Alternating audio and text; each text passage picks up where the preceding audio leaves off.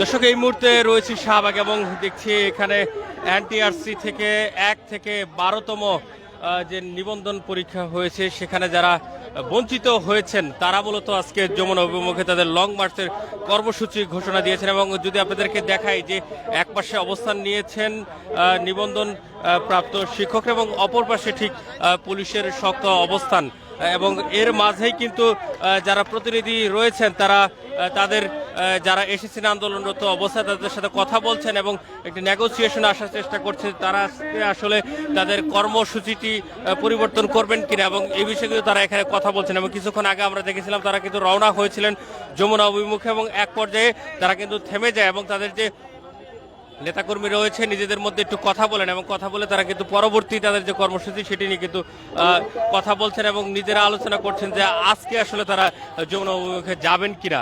এবং আপনাদেরকে একটি বিষয় জানিয়ে রাখি যে মূলত 1 থেকে 12তম যে নিবন্ধন পরীক্ষা হয়েছে সেই পরীক্ষায় যারা উত্তীর্ণ হয়েছে কিন্তু এখন পর্যন্ত কোনো প্রতিষ্ঠান পায়নি, অর্থাৎ তারা কোনো নিয়োগ পায়নি, তারা কিন্তু মূলত আজকে অবস্থান নিয়েছে এবং সেই অবস্থান নিয়ে তাদের যে দাবি দেওয়া সেই দাবি দেওয়াগুলো জানাচ্ছেন। আমরা এদের সাথে একটু কথা বলে একটু জানতে চাইবো যে আসলে আজকে যে আপনাদের অবস্থান কর্মসূচি সেটি আসলে কেন?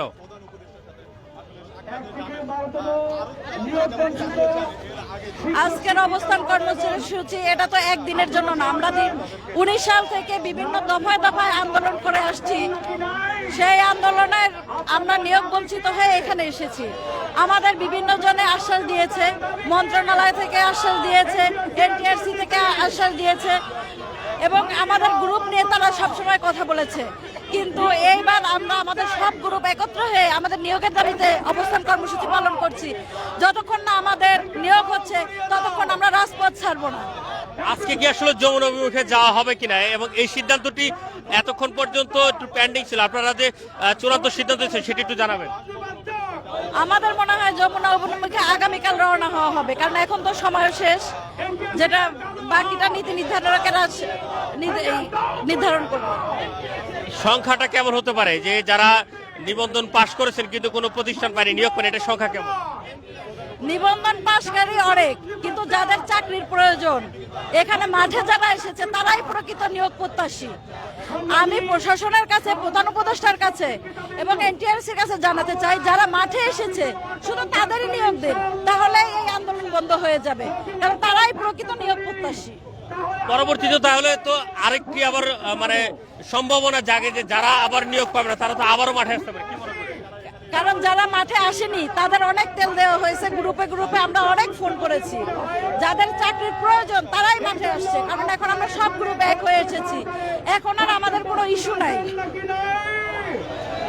আমরা দেখছি ইতিমধ্যেই যারা নিয়োগ বঞ্চিত রয়েছে এনটিআরসি থেকে তারা অবস্থান নিয়েছে শাহবাগের যে জাতীয় জাদুঘর রয়েছে সেই জাদুঘরের সামনে, এবং এখানেই তারা আজকে রাত্রি অবস্থান করবেন এমনটি কিন্তু তারা জানাচ্ছেন। এবং তারা দফায় দফায় আলোচনা করছেন এবং আলোচনা করে প্রশাসনের সাথে তারা কিন্তু তাদের যে ঘোষণা সেই ঘোষণাগুলো দিচ্ছেন। তারা কিন্তু শুরুতে জানিয়েছিলেন তারা যমুনায় যাবেন, কিন্তু এখন কিন্তু তারা বলছেন যে আসলে যমুনা অভিমুখে যাবেন না, আগামীকালকে তাদের যমুনা অভিমুখে লং মার্চ হবে এবং আজকে তাদের যে অবস্থান সেটি কিন্তু এখানেই থাকবে। এবং আপনাদেরকে যদি একটু বলে রাখি যে এখানে কিন্তু পুলিশের সতর্ক অবস্থান রয়েছে এবং পুরো জায়গা জুড়ে কিন্তু পুলিশের একটি নিরাপত্তা বলয় তৈরি করা হয়েছে। এবং সব মিলিয়ে যদি আজকের দিনের একটু আপনাদেরকে কর্মসূচিগুলো জানিয়ে রাখি যে ইতিমধ্যেই আমরা জানিয়ে রাখি যে নন এমপিওভুক্ত যে শিক্ষা প্রতিষ্ঠানগুলো রয়েছে তারাও কিন্তু একটি লং মার্চ করছে সচিবালয় অভিমুখে। এবং আমরা দেখছি ইতিমধ্যেই যমুনা অভিমুখে কিন্তু গ্রাজুয়েট প্রতিবন্ধী যারা রয়েছে তারা চলে গিয়েছেন এবং ইন্টারকন্টিনেন্টালের সামনে তারা অবস্থান নিয়েছেন। এবং একই সময়ে আমরা দেখছি শাহবাগে অবস্থান নিয়েছে নিবন্ধন পাশকৃত যারা রয়েছে নিয়োগ বঞ্চিত তারা, এবং তারা কিন্তু এখানে দাঁড়িয়েছেন এবং তাদের অবস্থান স্পষ্ট করছেন বারবারই।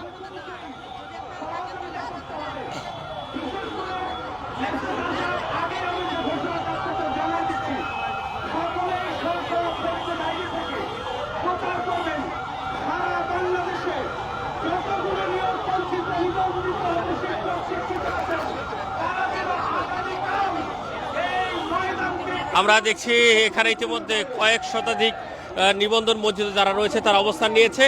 একটু বলবেন যে আজকের কর্মসূচি পরিবর্তন করা হলো কেন এবং পাশাপাশি আপনাদের কি পরিমাণ যারা নিয়োগের জন্য যারা আন্দোলন করছেন?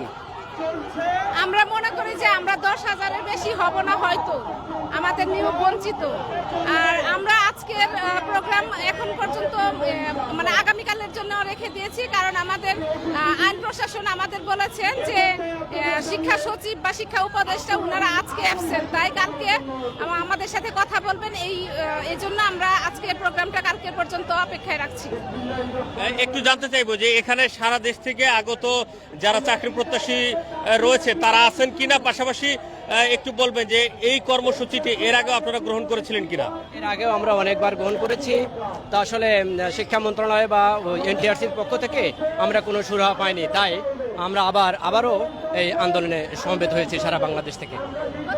এই নিয়োগ জটিলতার কারণ কি মনে করেন, এবং 1 থেকে 12তম বিশাল একটা সময়, এবং এই সময়টাতে আসলে আপনাদের নিয়োগ কেন দেওয়া হয়নি কি মনে করেন? এটা আসলে হয়েছে কি, আপনার যে আমরা বৈধ সনদধারী কিন্তু আমরা চাকরি পাচ্ছি না। আমাদের পরিপ্রেক্ষিতে আমাদের যে রোল, এই রোল অনুসারে আপনার জাল সনদ দেওয়া হয়েছে। এই জাল সনদের জন্য আপনার আমরা বৈধ সনদধারী হয়েও চাকরি আমাদের এই যাবৎ হয় নাই আপনার। আর এটা কি মিডিয়ার মাধ্যমে বা ইসের মাধ্যমে আরো জানতে পারছি যে আপনার 60,000-এর বেশি জাল সনদ আপনার ধরা পড়ছে। এখন জাল সনদ যদি আপনার মনে করেন যে তাদেরকে চাকরিচ্যুত করা হয়, তাহলে ফ্যাসিস্ট সরকারের যারা এই নিয়োগের সাথে জড়িত তারা ধরা পড়বে। এই জন্য আমাদের নিয়োগটা আপনার তারা দিচ্ছে না এবং কালক্ষেপণ করছেন। আমরা দেখছি ইতিমধ্যে অবস্থান নিতে শুরু করেছেন নিয়োগ প্রত্যাশী যারা রয়েছেন তারা, এবং তারা কিন্তু বসে গিয়েছেন জাতীয় জাদুঘরের সামনে, এবং এখানে তারা আজকে রাত্রি যাপন করবেন এবং আগামীকাল তারা লং মার্চ যমুনা করবেন, এমনটি কিন্তু তারা ঘোষণা দিয়েছেন। এবং তারা আরেকটি বিষয় জানিয়েছেন যে আজকে প্রধান উপদেষ্টা বা শিক্ষা উপদেষ্টা অথবা যে কোনো ঊর্ধ্বতন কর্মকর্তা যারা রয়েছেন তারা যদি তাদের সাথে কোনো প্রকার নেগোসিয়েশনে আসেন সেটি তারা সাদরে গ্রহণ করবেন। তো এই ছিল সর্বশেষ শাহবাগ থেকে আপনাদেরকে দেখানোর চেষ্টা করছিলাম নিয়োগ বঞ্চিত যে সকল ব্যক্তিরা রয়েছে তাদের আন্দোলনের সর্বশেষ।